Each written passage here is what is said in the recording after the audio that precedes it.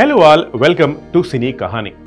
భారతదేశంలో one of the best directors ever అంటూ ఎవరైనా మాట్లాడితే ఖచ్చితంగా మణిరత్నం గారి పేరు మాత్రం గ్యారంటీగా ఉంటుంది. ఇన్ఫ్యాక్ట్ ఒక టైంలో మహాభారతం లాంటి సినిమా ఎవరైనా భారతదేశంలో తీయగలిగితే అది మణిరత్నం గారే అన్న ఇమేజ్ కూడా ఉండింది.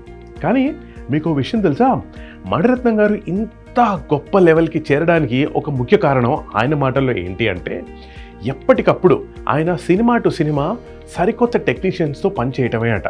తద్వారా ఆయన కొత్తగా ఏదైనా నేర్చుకుంటారు. ఫర్ ఎగ్జాంపుల్, ఒక సినిమాలో ఒక మ్యూజిక్ డైరెక్టర్ కానీ, లేకపోతే ఒక కెమెరామ్యాన్ కానీ, ఆర్ మిగతా ఎడిటర్ కానీ, ఇలాంటి వాళ్ళతో ఆయన పనిచేసినప్పుడు మాత్రం, for example cameraman and director కలిసి పనిచేసినప్పుడు నెక్స్ట్ సినిమాకి ఆ కెమెరామ్యాన్తో కాకుండా కొత్త కెమెరామ్యాన్తో ఆయన పనిచేస్తారంట. ఎందుకంటే ఆ ప్రీవియస్గా పనిచేసిన కెమెరామ్యాన్ ఆయన వెళ్ళి మళ్ళీ ఇంకొక డైరెక్టర్తో ఎక్కడైనా పనిచేసి కొత్తగా ఏదైనా నేర్చుకొని మళ్ళీ తిరిగి వచ్చి వీళ్ళిద్దరూ కొలాబరేట్ అవటం లాంటివి జరుగుతూ ఉంటుందంట.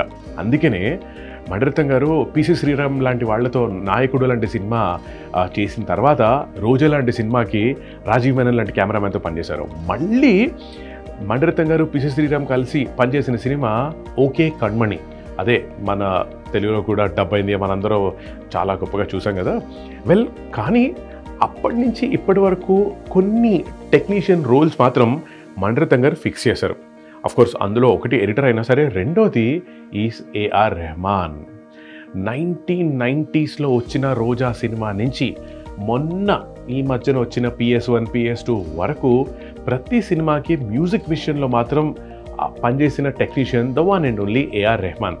అఫ్కోర్స్ దీనికి వెనకాల బ్యాక్ స్టోరీ చాలా ఉంది. కానీ ఆయన ఎందుకు అంటే బోల్డ్ అనే టెక్నీషియన్స్ని మార్చేసినా సరే రెహమాన్ గారిని మీరు ఎందుకు మార్చరు, ఆయనతోనే ఎందుకు వర్క్ చేస్తారు అంటే, మణిరత్నం గారు చెప్పిన లాజిక్ ఏంటంటే, రెహమాన్ గారు చాలామంది డైరెక్టర్స్తో, చాలామంది యాక్టర్స్తో, చాలామంది టెక్నీషియన్స్తో ఆయన డిఫరెంట్ లాంగ్వేజెస్లో పనిచేస్తూ ఉంటారు. కాబట్టి ఆయన చాలామందితో పనిచేస్తూ కొత్త విషయాలు చాలా నేర్చుకుంటారు.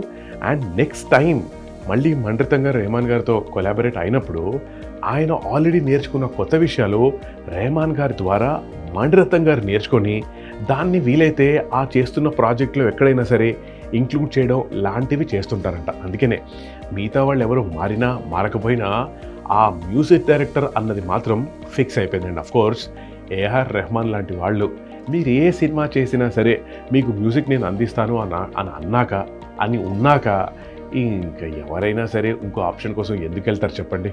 అదే మణిరత్నం గారు అండ్ డిఫరెంట్ టెక్నీషియన్స్ మధ్య ఉన్న ఒక ఇంట్రెస్టింగ్ రహస్యం.